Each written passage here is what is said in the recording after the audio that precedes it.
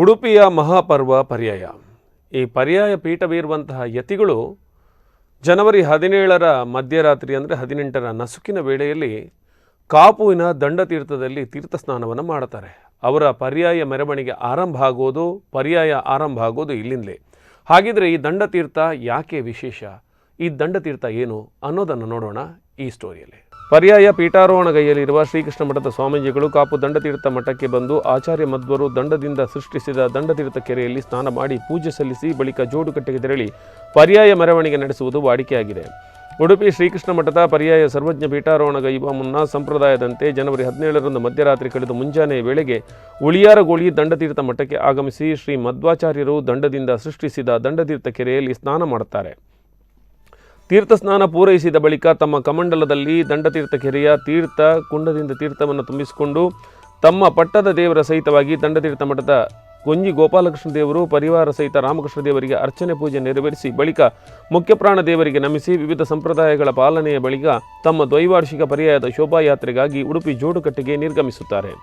ಭಾವಿ ಪರ್ಯಾಯ ಪೀಠಾಧಿಪತಿ ಶ್ರೀ ಕೃಷ್ಣಾಪುರ ಮಠಾಧೀಶರಾದ ಶ್ರೀ ವಿದ್ಯಾಸಾಗರ ತೀರ್ಥ ಶ್ರೀಪಾದರ ಮಾರ್ಗದರ್ಶನದಲ್ಲಿ ದಂಡತೀರ್ಥ ಮಠ ಪ್ರತಿಷ್ಠಾನದ ಅಧ್ಯಕ್ಷ ಸೀತಾರಾಮ್ ಭಟ್ ಅವರ ನೇತೃತ್ವದಲ್ಲಿ ದಂಡತೀರ್ಥ ಮಠದಲ್ಲಿ ಆಚಾರ್ಯರ ಏಕಶಿಲಾ ವಿಗ್ರಹವನ್ನು ಈ ಬಾರಿ ಪ್ರತಿಷ್ಠಾಪಿಸಲಾಗಿದೆ. ದಂಡತೀರ್ಥ ಮಠವು ಶ್ರೀ ಕೃಷ್ಣಾಪುರ ಮಠದ ಅಧೀನದಲ್ಲಿದ್ದು ಈ ಕಾರಣದಿಂದ ಈ ಬಾರಿಯ ಪರ್ಯಾಯಕ್ಕೆ ವಿಶೇಷ ಮಹತ್ವ ಬಂದಿದೆ.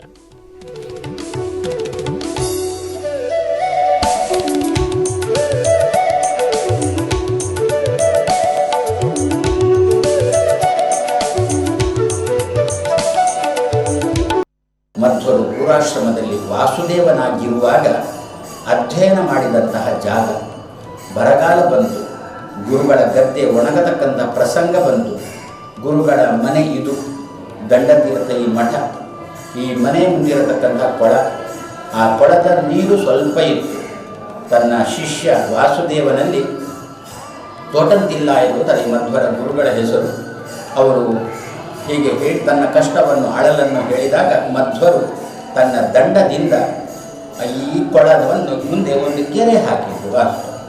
ಆ ಕೆರೆ ಹಾಕಿದ್ದೇ ತಡ ಆ ಕೊಳದ ನೀರು ತೋಡಿನ ಮೂಲಕ ಅವರಿಗೆ ಯಾವ ಗದ್ದೆಗಳಿಗೆ ಬೇಕು ಅಷ್ಟೂ ಗದ್ದೆಗಳಿಗೆ ಹೋಗತಕ್ಕಂಥ ಪ್ರಸಂಗ ಬಂದಿತ್ತು. ಆದ್ದರಿಂದ ಈ ಜಾಗಕ್ಕೆ ದಂಡತೀರ್ಥ ಅನ್ನತಕ್ಕಂಥ ಹೆಸರು ಬಂದಿದೆ. ನಾವೆಲ್ಲ ಈ ಕ್ಷೇತ್ರಕ್ಕೆ ಬರಬೇಕು, ಸಾಧ್ಯ ಆಗಿಲ್ಲ ಈ ಕ್ಷೇತ್ರವನ್ನು ಮನಸಾರೆ ಚಿಂತಿಸಬೇಕು. ಮಧ್ವರು ಪೂರ್ವಾಶ್ರಮ ಆಚಾರ್ಯರ ಗುರುಗಳ ಮನೆ ಅಂತೇಳಿ 3 ಪ್ರತೀಕವಾದ ಜಾಗ ಆಚಾರ್ಯರು ಸೃಷ್ಟಿ ಮಾಡಿದ್ದು. ಒಂದು ತಾನು ಹುಟ್ಟಿದ ಜಾಗ ಪಾಜಕ, ಇನ್ನೊಂದು ತಾನು ಕಲಿತ ಜಾಗ, ಒಂದು ಅದು ಅವರ ಜನ್ಮಕ್ಷೇತ್ರ, ಇದು ಅವರ ವಿದ್ಯಾಕ್ಷೇತ್ರ, ಇನ್ನೊಂದು ಅವರ ಕರ್ಮಕ್ಷೇತ್ರ ಉಡುಪಿ. ಇದು 3 ಅವರಿಗೆ ಪ್ರತೀಕ, ಬಹಳ ಪ್ರತಿಷ್ಠಿತವಾದಂಥ 3 ಜಾಗಗಳು.